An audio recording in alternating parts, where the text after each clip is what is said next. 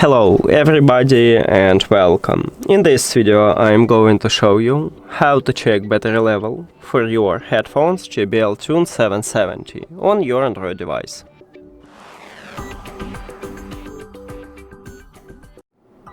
And basically we have a few options how to check it. So firstly, your headphones should be turned on and connected with your phone to check the battery level. Now, the first option is to open control panel, and in the Bluetooth you will see battery level. Maybe you need to tap at the Bluetooth button and you can check it in this window. The second option is to go to the settings, then Bluetooth or connected devices, and you can check it right here. Also, on some devices you can click at the information icon or settings icon near to the headphones and check it right here, but this one is the same information as in the previous window.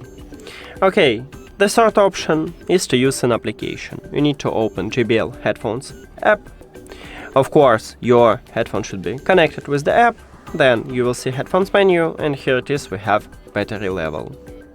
And that's it. Thank you for watching this video. If you found it helpful, please consider subscribing to the channel and leave the like on the video. See you later!